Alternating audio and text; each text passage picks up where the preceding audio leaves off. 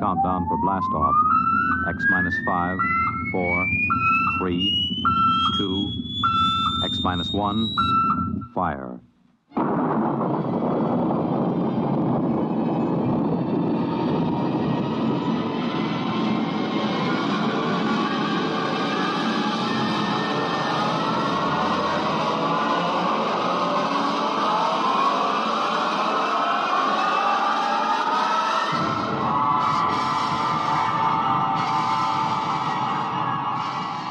From the far horizons of the unknown come tales of new dimensions in time and space.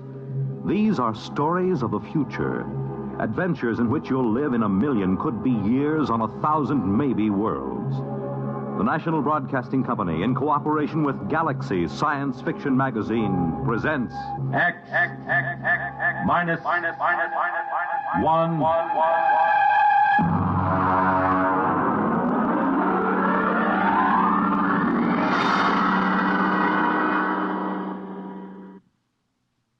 Tonight, The Scapegoat by Richard Maples.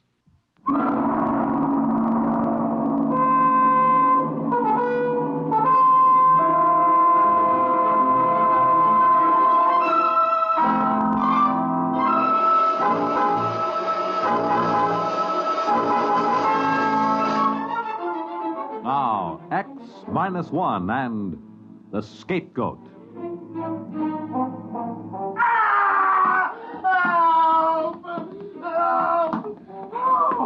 The old guy didn't have a chance.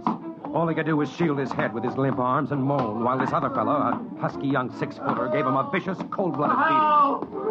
Hey, cut it out! You, cut it out beating up an old man like that! I said cut it out! Now, let go of him. Well, what have you got to say for yourself before I belt you as hard as you hit the old man here? Well, hey, you, wait! Wait, you no-good hoodlum!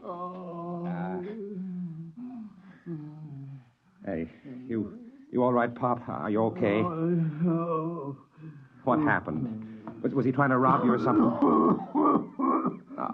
Look, you'll be all right now. You'll be okay. You're lucky I came along then. No cops anywhere. Okay, come on, old-timer. Up on your feet. You're going home with me. I suppose it seems callous to think of it, but this old man was just what I'd been looking for. A brutal assault and a helpless old man, and I was the hero, just what I needed. You see, I'd just come from a meeting with the city fathers and the commissioner of the police department. And old man Jones, my publisher, had promptly yanked the rug out from under me and chickened. I'd written the articles panning the city's handling of the juvenile delinquency problem, because Jones had to be in his bonnet to be the mayor. Now, when the heat was on, he weaseled out.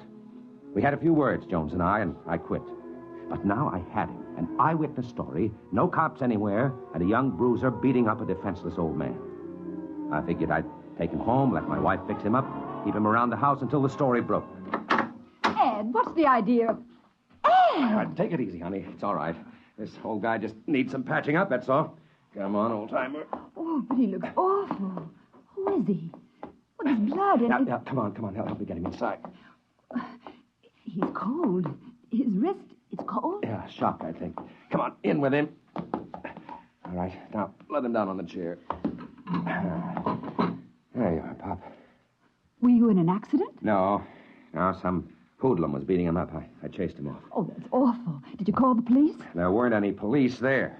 I'm going to crack this whole situation wide open with this story. Hey, Mom! Hey! Wow! Never mind. Go into the bathroom and bring out some towels. Ed, we'll need some bandages and... Yeah, we'd better get a blanket around him. A blanket? It's 90 degrees. It's for shock, son. Go ahead, Tommy. Okay, Mom. Ed, I think he's coming to now. He's opening his eyes. No, you're all right, old-timer. You're all right. Well, isn't this cozy? What's your name? Ash? Ash. And first name? That's it. Oh, then what's your last name? I don't know. All right. Take it easy. What happened? Who was that hoodlum? Did you ever see him before? I don't remember. Well, why was he hitting you? I don't know. I don't remember. You missing any money? I'm not sure. Well, I suppose I scared him off before he could rob you. Yes, yes, you rescued me, didn't you? I'm really very grateful. Don't try to talk too much now. You'll feel better after you've had something to eat. Ed, we have nothing in the house. We were just going to have a salad. Well, salad's all right. Well, Ed, I think maybe we'd better get Mr. Ash to a hospital or to his house or something. Oh, look, Nana, I told you I want him Ed, here. please, come inside. Well, what's the matter with you? Come inside. Okay. You just sit right here, Mr. Ash. I'll be right back. I just want Yes, I'll be all right now. Nan, what's the matter with you? Get rid of him. What? Get him out of here. Well, why? He gives me the willies. Oh, no, it's just the heat. Well, you must know he leered at me. Oh, Nan, he's an old man. He's just been beat up and in shock. Ed, please. No. I've got to keep him here. He's my proof. I'll write a story that'll rip the administration wide open, and Jones can't pull it out because I've got the proof right here, and I was the eyewitness. But, Ed... No. Please. He stays here, and that's all there is to it.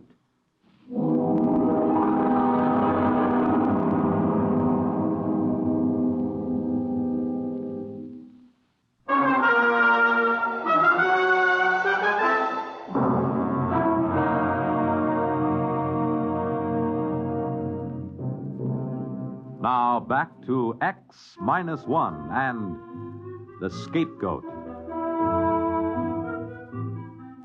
The old man seemed to recover pretty quickly. I suppose mostly because I'd gotten there in time. As a matter of fact, he began to talk, and he kept it up through the whole meal. And it was the craziest story you ever heard. He insisted he'd come from another world outside our solar system, where people existed in a kind of liquid state, bouncing about for the most part like large water-filled bladders. They were, however, capable of taking almost any shape their superior minds willed. They could flatten and drift about on the water, or they could inflate and rise in the air. As a matter of fact, they can even become facsimiles of other living things, taking on the shape and texture and coloration, a capability which adds greatly in their main function of traveling as missionaries of goodness among the peoples of the galaxy. Goodness, huh? Oh, yes. They're perfect. As perfect as angels. All right. I've had enough. I asked for it. Nan, where are you going? Don't rush off. Well, I guess I know when I'm being kidded. Very funny, Mr. Ash. But I'm not kidding. Don't tell me that you're a missionary to Earth. Oh, no, I'm here because I was banished. Oh, sort of a fallen angel. Exactly. Look, Ash, it's too hot for games. If you don't want to explain what happened this afternoon, that's your privilege. But as you know, this story means a lot to me. And I did stick my neck out for you. One moment, my boy. Let me finish. You see, I'm a throwback. What? A throwback, an atavism. They tried to reform me, but there was something rather fundamental about me, something rather evil.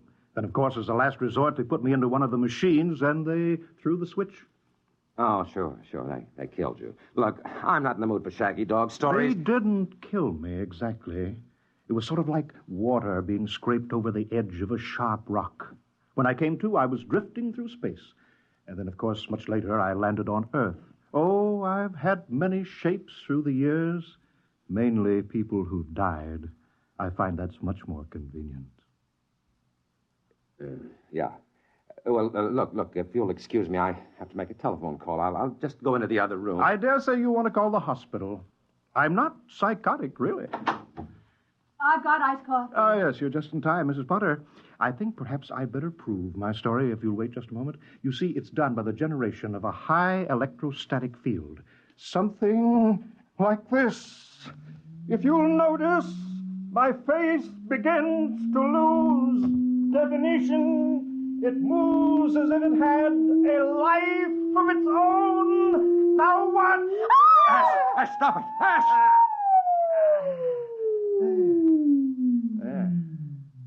Well, that looks considerably younger, doesn't it? 30 years younger.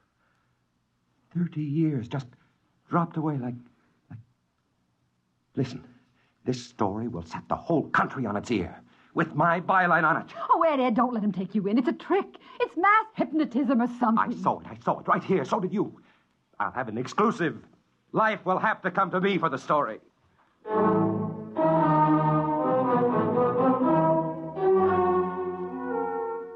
I've got to admit that I could share something of Ann's point of view. He wasn't really very pleasant. As a matter of fact, he had what you'd call colossal gall. After supper, he came right down to cases. Naturally, if I'm to stay here and keep my identity secret until you can arrange for an exclusive story, I will need a little pocket money. How much?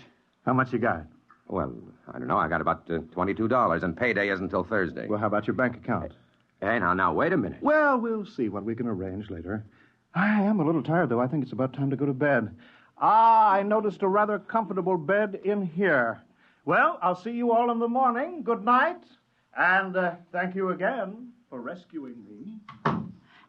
Ed, that's our bedroom. I know.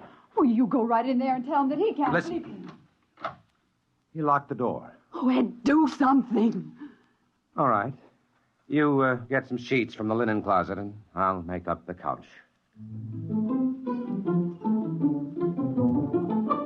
Next day, I made careful inquiries, started to feel around for contacts on Live at the AP, someplace to really break the story big. About 5 p.m, Jones, the publisher, called me into his office. Sit down, Ed. I've got some good news. Now, look, Mr. Jones, ever since you left me out on a limb at the mayor's Oh, conference, now, I let's not worry about that, Ed. We've got something very interesting going for us now that changes everything. They've arrested a gang of kids for shoplifting. Well, one of them is Tommy, your son. What? Arrested Tommy? Wait, Ed, don't go off half-cocked. It's a break, don't you see? You can cover delinquency with the lid off now. You'll be riding as a parent in the same boat with other parents. Hey, wait a minute. Where are you going?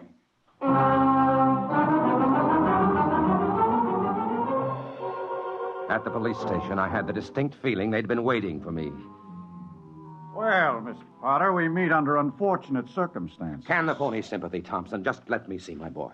We'd better have a little talk first about all those articles you're writing about the police force. I've got no talking to do. This is a lousy frame-up against me and the paper. Now, you get my son out here and do it fast. You don't understand, Mr. Potter. Your son is in trouble.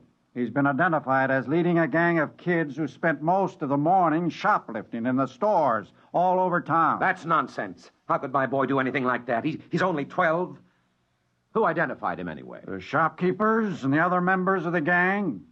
You can see him, Mr. Potter, but I still think we'll want to have our little talk.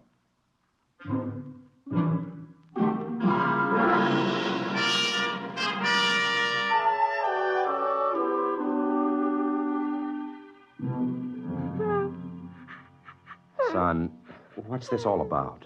It was Ash. Ash, Yes, I told him about the gang. what the heck are you talking about? Some of the fellas got together and built a hut for a clubhouse. What does the gang do? Oh, different things. One of the fellas is a 22, and we hunt rats, and Well, go ahead. What is it? we smoke. Oh. And what else? That's all, honest. What about shoplifting? No, that was Ash. He wanted me to talk the gang into shoplifting, but I wouldn't. Then he changed himself to look like me and talked the fellas into it when I wasn't around. I only knew about it because I ran into them after they'd robbed a store. Who is this Ash he keeps talking about? Why, he's a man. Oh, never mind. Listen, the boy's beside himself because of all he's been through. Will you let me take him home with me? Of course, Mr. Potter, but the charges still hold. Don't forget to stop in and have our little talk before you report back to juvenile court.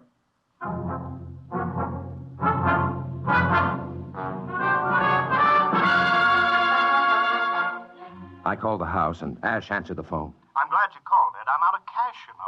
I need a small loan. Now, listen, you. The police have picked up Tommy. He's been charged with the shoplifting you did today. Oh, now I'm sorry about that. You see, there's a certain cultural difference between you and me. I didn't understand. You're going to help me get him out, you hear? You're going to tell everybody the truth. Well, of course. Of course I will. Now, listen, I'm coming home. Nan will be back from her mother's any minute. Don't you tell her about this, you hear? Well, of course I won't.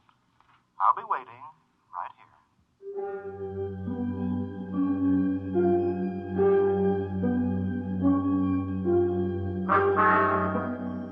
I suppose I was a fool, but I still wanted that story. I wanted it so bad I could taste it.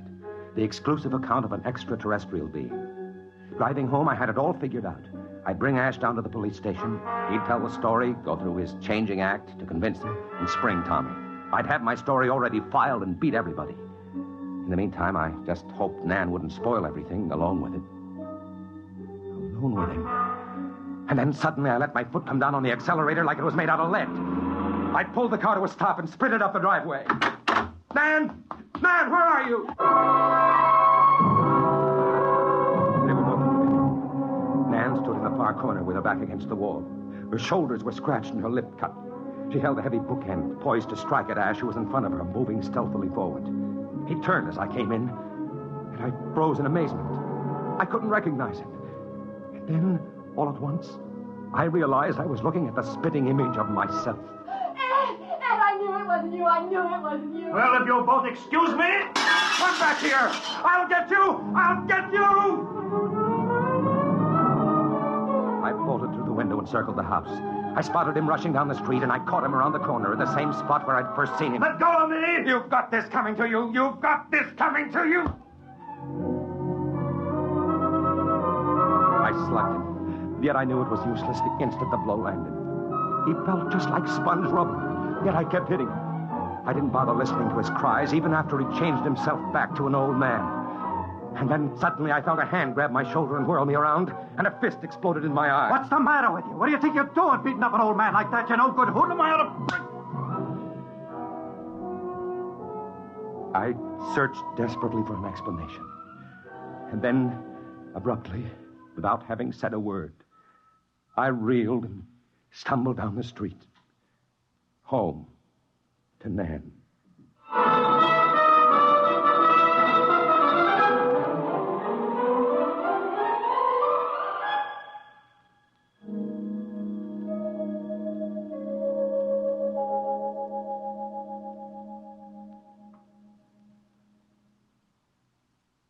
Fred Collins again, and I'll have another word for you about X-1 in a moment. Hi, this is Walter O'Keefe. You know, they say there's nothing new under the sun, and maybe that's true. But there is something new under the moon, and that's Nightline. In Nightline, we think we found the way to use the intimacy as well as the lightning-fast maneuverability of radio in an hour-and-a-half package of high-voltage, different entertainment. We found the way to make the airwaves your magic carpet to wherever big things are happening. Anywhere in the country, for that matter, anywhere in the world. Now, let's say that your favorite comedian is performing at a Las Vegas nightclub. He's packing them in, and you've really got to have connections to get a table. Well, Nightline is that connection, and your radio is your ringside table. More things than you'd believe are happening in the so-called still of the night, and Nightline is your line to exciting entertainment after dark. My feeling is Nightline marks a new era in nighttime entertainment. Tune us in every Tuesday, Wednesday, and Thursday, and you'll hear what I mean. You have just heard X-1, presented by the National Broadcasting Company in cooperation with Galaxy Science Fiction Magazine, which this month features Shadow World by Clifford D. Simak. Of all the upsetting phenomena, the most alarming was this. I had a little shadow that went in and out with me. It's in Galaxy Magazine, on your newsstand today. Tonight, X-1 has brought you The Scapegoat, written by Richard Maples and adapted for radio by Ernest Kenoy.